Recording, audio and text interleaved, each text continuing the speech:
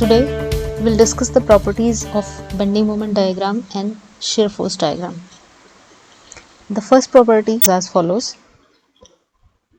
If on the span of the beam there are 2-point loads acting at a distance and there is no load in between these 2-point load, then the SFD will be a constant line.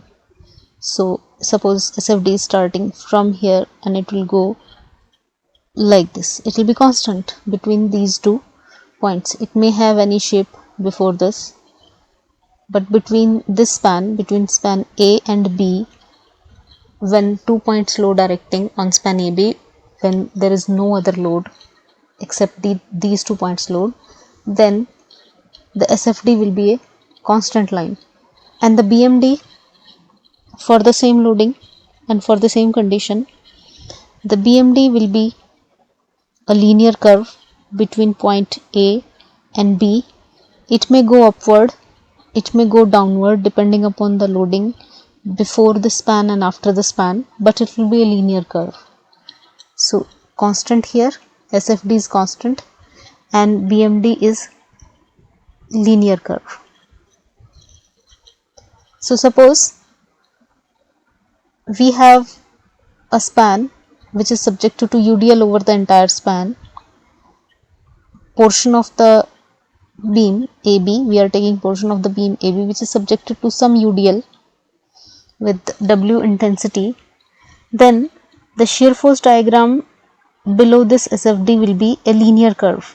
So it may change like this, or it may change like this also, depending upon the load coming from this other spans, but between these 2 points it will be a linear curve. The slope may be positive or negative. So for UDL the SFD is a linear curve and BMD under UDL is a parabola. So it is a parabolic curve here.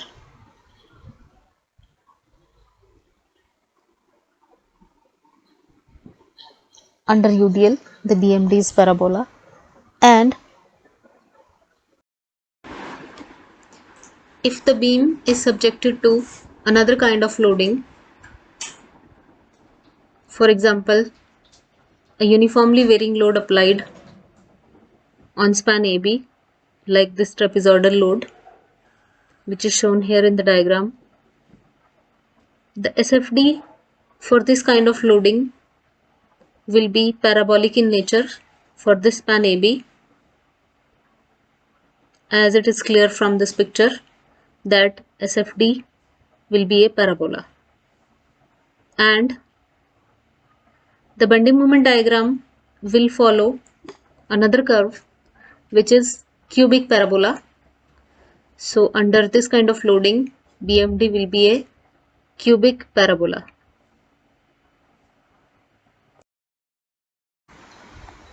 So these are the 3 situations and the variation of bending moment diagram and shear force diagram under 3 types of loading. Next property, under a concentrated load, let us say concentrated load W is acting at point C. So under this load the shear force diagram will observe a sharp drop. For example, the shear force diagram, if you draw the shear force diagram below this point and suppose the shear force diagram is coming here, it may observe a sharp drop or sharp rise depending upon the sign convention, but the change in magnitude of shear force diagram under this point C is equal to the point load. It may be like this also, or it may be like this also depending upon the situation. It may go downwards also, it may be like this also. So here also it is equal to W. So the shear force diagram will observe a sharp drop equal to the magnitude of point load wherever the point load is acting. And at this location the bending moment will change its slope. So you can say the bending moment diagram will observe a kink here under the application of point load. So the bending moment diagram may observe change in slope at point C, and you can say that it is a kind of kink here under the point load. Similarly, if on the beam a point is subjected to concentrated moment like this, let us say it is subjected to concentrated moment, the point A, then under this load shear force, there will be no change in shear force diagram under this point, no change in shear force diagram below this point, but the BMD, then similar to this situation, the BMD will observe a drop, immediate drop or immediate rise at this location equal to magnitude m. So this is point A. So BMD will observe a drop or rise depending upon the sign convention you are taking equal to magnitude m. Number 3. Next property,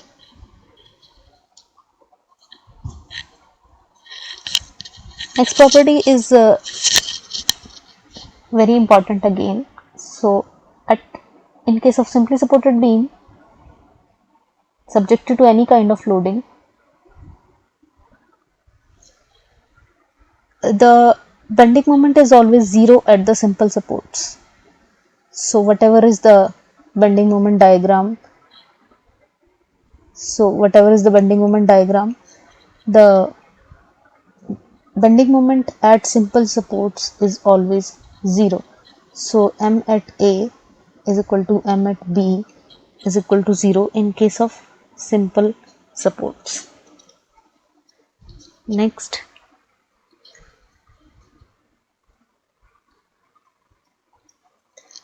let us take a situation in which a simply supported beam is subjected to a point load W at the center, and if I plot the SFD and BMD for this, they will be, this is the SFD equal to W by 2 and W by 2 here. If the W is acting at the midspan, this is the midspan,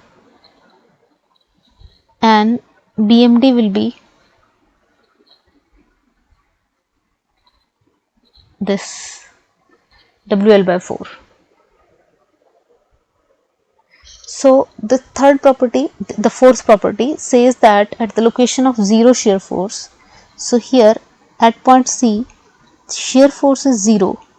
So at the location of 0 shear force, the bending moment diagram acquires minima or maxima.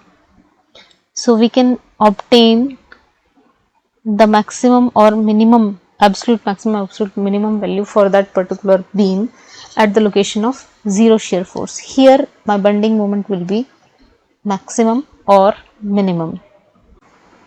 Next property, in case of cantilevers, downward loads, or you can say transverse loading, the bending moment diagram is always negative and it can be plotted like this, and the maximum value of bending moment will always occur at the support. So it is always negative for downward loading whenever we have a cantilever beam. Similarly, if the cantilever is subjected to upward loading like this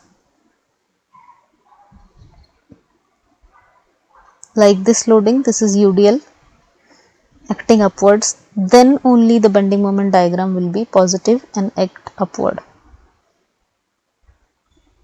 Again, the maximum value of bending moment will always be at the support.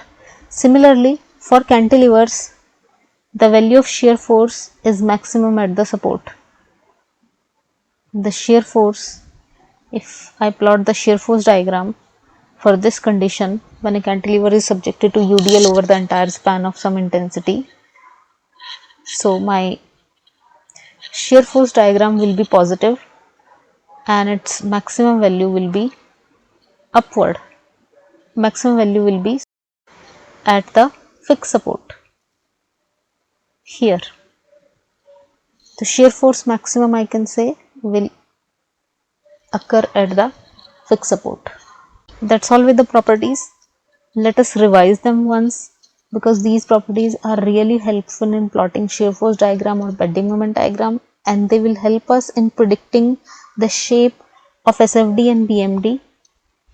We need to just calculate the values. If we can predict the shape, then it will be better for us to accurately plot the shear force diagram and bending moment diagram. Let us revise them once. So, for a span subjected to 2-point load, when there is no other loading acting in between, the shear force diagram is constant and the bending moment diagram is a linear curve. And for a span of beam which is subjected to UDL over some span, so for this span, the shear force diagram will be a linear curve and bending moment diagram will be a parabola. And for a span of beam which is subjected to some uniformly varying load like this trapezoidal load, the shear force diagram will be a parabolic curve and the bending moment diagram will be a cubic parabola. At any location which is subjected to point load, the shear force diagram will observe a sharp rise or drop equal to the magnitude of the point load at that location. It may be positive or negative depending upon the load coming from the other span of the beam, and the BMD may experience a change in slope and it may observe a kink depending upon the load coming from the other span. Similarly, if the span of the beam is subjected to some moment, concentrated moment at given point, then there will not be any change in SFD at this location, but bending moment diagram will observe a sharp drop or sharp rise depending upon the sign convention at this location where concentrated moment is acting.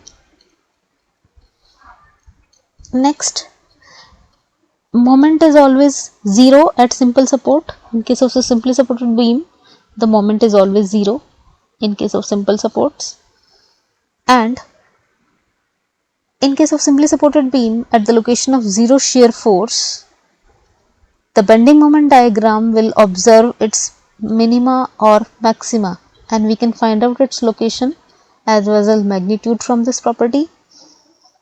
Next is, if a cantilever is subjected to downward loading, transverse loading, then its bending moment diagram will be plotted downwards and it is negative throughout the entire span, and its maximum value will occur at the fixed support. But if the cantilever is subjected to upward loading, then the bending moment diagram will change its sign and it will be plotted upwards, but the maximum value will always occur at the fixed support.